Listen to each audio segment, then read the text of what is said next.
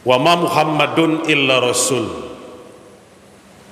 Muhammad itu tidak lain hanyalah seorang rasul. Dia bukan anak, dia bukan titisan, dia bukan keluarga, tapi dia hanyalah seorang utusan Allah. Qad khalat min qablihi rusul. Sungguh sebelumnya telah berlalu beberapa orang rasul terdahulu. Bahkan kita tahu Nabi Muhammad adalah khatamul anbiya'i wal mursalin, nabi dan rasul terakhir. Berarti ada yang sebelumnya, ada yang pertama, ada yang berikutnya sebelum sampai kepada yang terakhir. Pertanyaan dalam Al-Quran untuk kita semua, apa imma ta'au kutilang qalabatum ala aqabikum? Apakah kalau Rasulullah itu telah wafat atau terbunuh, beliau telah meninggalkan dunia menghadap yang maha kuasa, apakah kamu akan berbalik lagi ke belakang, kembali kepada jahiliyah, kembali musyrik, kembali kufur, kembali menyembah berhala, kembali sewenang-wenang, kembali zolim? Apakah kalau Rasulmu itu telah wafat, kamu akan berbalik lagi ke belakang? Ayat ini sudah diturunkan dalam waktu yang cukup panjang. Bahkan dalam sejarah asbabun nuzulnya, ayat ini bahkan diturunkan di puncak Bukit Uhud ketika berkecamuknya perang Uhud. Orang-orang kafir Quraisy membuat pengumuman di tengah medan pertempuran untuk menjatuhkan moral kaum muslimin yang bertempur ketika itu, dengan meneriakkan dan memberitakan kalau Rasulullah telah wafat, Muhammad telah mati. Turunlah ayat ini sebagai jawaban. Tapi ketika Rasulullah wafat, ayat inilah yang dipilih oleh Abu Bakar Siddiq. Ayat yang pertama dibacakan di depan pintu rumah Rasulullah.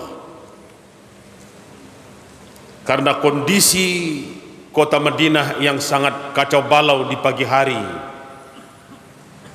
beberapa saat setelah berita Rasulullah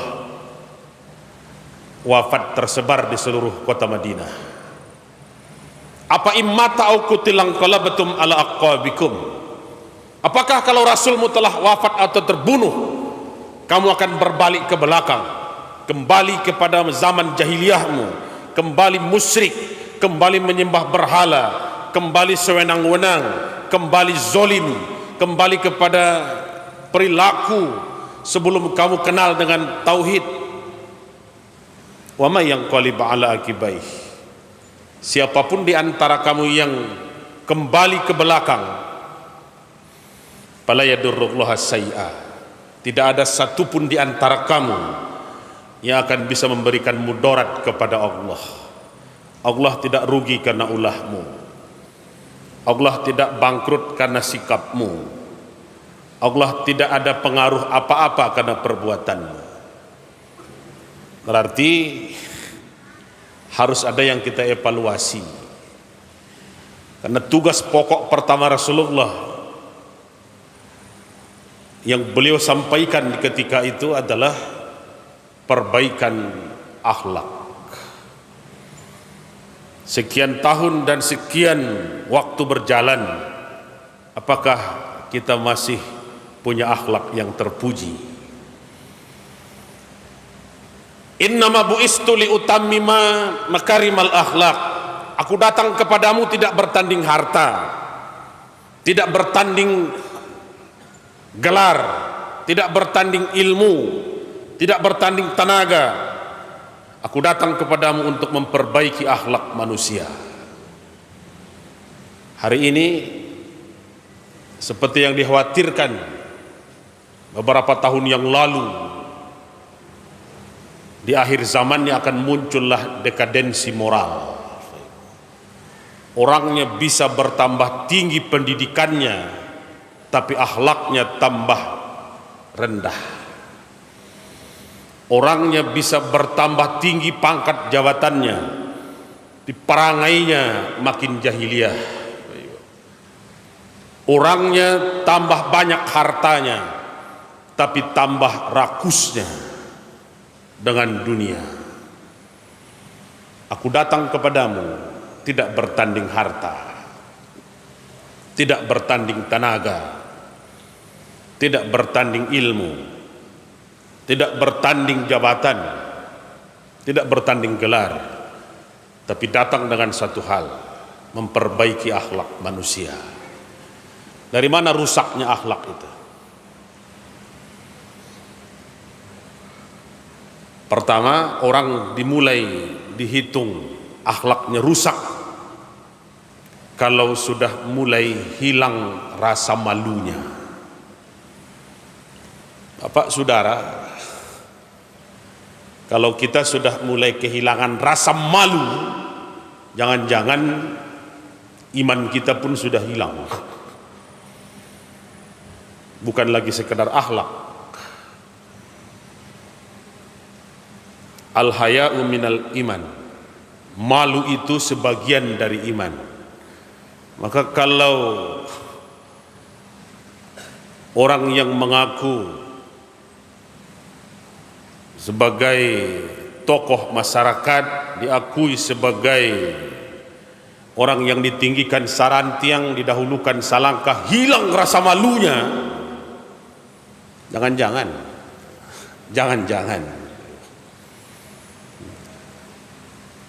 wajar dan pantas kita evaluasi diri kita masing-masing.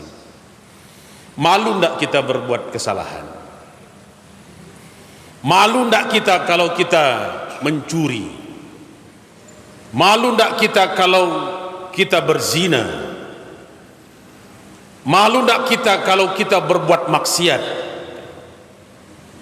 Bukan ndak dilihat orang, kan ndak ada polisi. Allah tidak perlu polisi, Allah tidak perlu mata orang lain. Di dunia saja sekarang teknologi sudah pakai CCTV, tiap sudut masih bisa ada rekamannya. Bahkan rekaman CCTV yang sudah dihapus masih bisa kembali, sudah dihapus masih bisa kembali ditayangkan, sudah dibuang masih bisa diperbaiki. Di dunia baru, di akhirat kira-kira bagaimana?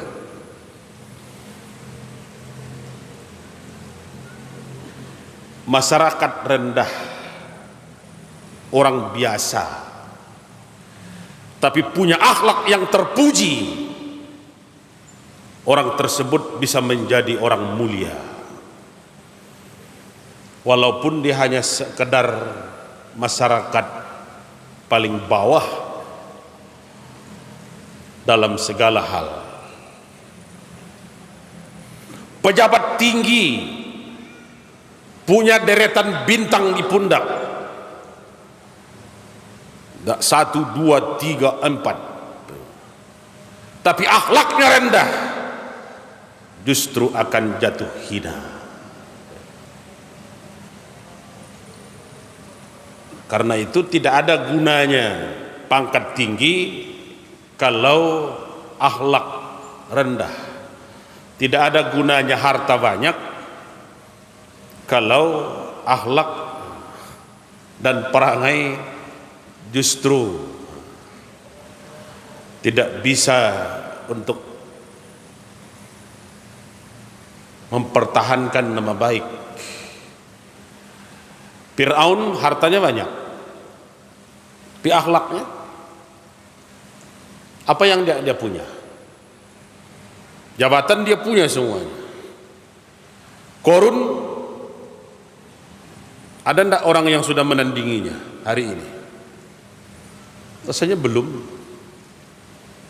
Nama Korun diungkapkan berulang kali dalam Al-Quran. Bapak saudara kalau mau menghitung, hitunglah dari mulai surah Al-Baqarah itu sampai juz 30. Ketemu juga nama Fir'aun, ketemu juga nama Korun, melebihi jumlah nama-nama nabi dalam Al-Quran. Kenapa Allah ulang? Masalahnya satu saja, akhlaknya akhlak yang rendah. Aku datang kepadamu tidak bertanding harta, tidak bertanding ilmu, tidak bertanding gelar, tidak bertanding jabatan, tapi aku datang kepadamu untuk memperbaiki akhlak manusia. Maka di Minangkabau sejak dulu sebenarnya, waktu masih Gunung Marapi Sakadang Taluiti, zaman saya suap, adab dulu baru ilmu. Ditunjukkan dulu tata cara dan budi pekerti, akhlaknya, baru diberikan ilmu.